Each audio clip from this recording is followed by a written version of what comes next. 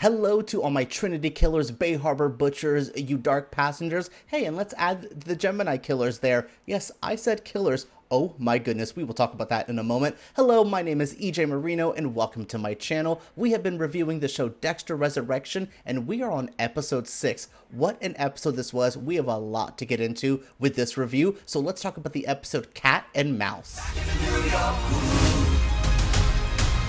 Holy smokes, the last 5 to 10 minutes of this episode, I was flabbergasted. I had thought it was an okay episode. We had the shocking Mia moment, which I thought was whoa, oh, that's where Charley's attachment. Again, I liked some of that moment. But whoa, when Dexter thinks he has killed one person to only see a twin stroll around, mind blowing. I was so gagged and gooped and shocked and happy because again, I thought I knew where this episode was going. Every time this season gets to a route where I don't want to say predictable because that word sometimes feels negative, just where I think I figured it out. Oh, I know where the mystery is going. It takes me down another path, but it doesn't feel unearned. It doesn't feel cheesy. I loved the twin reveal because again, like Dexter says, the Gemini killers.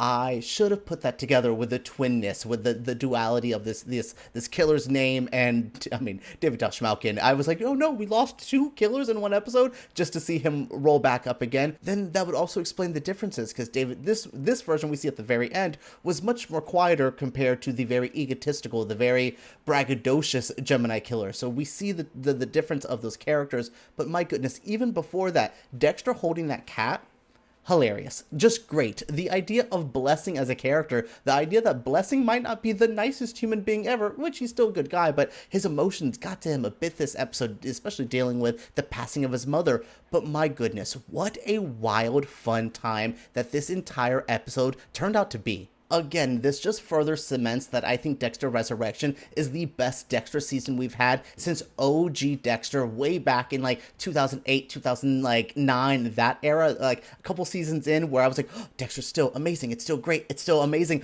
Oh, then we lost it a little bit. But no, this season, really, Dexter Resurrection just feels so homaging what came before, but also so fresh and so new. I'm just so, again, happy with where this is going. And I really feel that Dexter Resurrection is exactly what fans have been wanting, because I want to say thank you all to the fans who are turning up for each review. You guys have been blowing me away by just all the comments, the fan theories, just the views in general have been really, really amazing for Dexter Resurrection. So I wanted to give you guys a quick shout out at the very beginning of my episode because it really means a lot to me. So yeah, I like this episode. There's a lot to talk about. I think there's also a fly in my house that's going to drive me crazy this whole review. But yes, this was my review section. This was my overall thoughts. Now let's get into the recap. Let's get into the nitty gritty of this episode. The episode begins and we have the funeral of Blessing's mother. And wow, we have Dexter being invited to this, which is, we knew he would be, Blessing, Prudence, that whole vibe was just so warm, so engaging. So I loved that they were all kind of a family that Dexter really needed to have, but then he was also able to bring Harrison in. So yes, Harrison and Dexter get to bond while going to the funeral, technically to the wake. And I really, really enjoyed this moment. Dexter with that cat though, it just had me dying when they are all like, well, my mother liked cats, so let's all kind of take one around and, put them together and we say a little something like Dexter mimicking people crying. Just a great way to kick off the episode. And again, further cement where Dexter is, where he is with Harrison, and where he's just kind of living around. But Dexter also has a double life that he's been living, and that has now caught up to him as Charley goes to Red's house and goes, well, that's moldy. Oh, well, he's leaving. And yeah, it kind of sends her into a tizzy, which is going to send Leon into a tizzy because all of their killers that they thought were tracking, one's in jail, one's missing, and now we have another one who's missing. But yes, they do find out that, Leon calls Dexter and is basically like, baby, where you at? And Dexter's like, well, you figured out where I live, who I am, so I don't like that. I'm avoiding that life now. I think that was a great cover-up and also makes sense. A man who's super mysterious, even though you guys are inviting him to this club, even though you're paying him a lot of money, he still wants his bit of security, and you guys took that away from him. So I thought that was a very interesting kind of idea here. Yeah, Dexter's having to deal with both lives, and he ends up having a little meeting with the Gemini killer and Rapunzel and Leon, and they're basically like, where do we go from here? What is going to happen? We need to figure out what is our MO. All of this is happening while David Malkian's Gemini number 1, we'll call him Gemini number 1, was just bragging just how amazing he is. Dexter begins to trail him because that's Dexter's new target. Yeah, there's a lot happening just in the first like couple minutes of this episode. It was so jam-packed, so juicy that I was like, whoa, I am shocked. While Dexter's figuring out his own thing, Harrison's off babysitting. We do have the cop plot of this, which makes me think of a Saw movie where I'm like, oh, all the serial killer stuff, and now let's get to the cop stuff. But yes, the detectives are still trying to figure out the thing. You know, our one female detective's just like, oh my goodness, I'm gonna crack the case. It was not Mia who did it. And this is when Angel comes in and goes, well, girl, maybe you're right. Maybe it's this similar to a case. Maybe it's Harrison who's involved with this. So they think that they're going to get the in with Mia. You know, Angel coming in, and I'm like, as much as I like Angel for being a good detective, I'm also like, please, everything's happening good on Dexter's end. Please do not ruin it. But they don't really get the chance to talk to Mia because she is killed. Yes, well, what they believe, she's offed herself. But no, we see someone that Charley has made a connection with earlier, comes in and basically pays off this kill that's going to happen here. And it's like, whoa, I did not expect Krysten Ritter to go this hard out. Like, the jail stuff, I figured she would be maybe locked up for a little bit, allows her to film other stuff, just kind of exist. Ooh, I hit my microphone there. It allows her to exist, but her being killed off by the end of this episode was truly one of those like jaw-dropping moments that I was not expecting at all. The end of this episode has a couple moments that really did stand out to me. While Harrison is babysitting, the landlord comes, which is the guy from The Sopranos. One of them,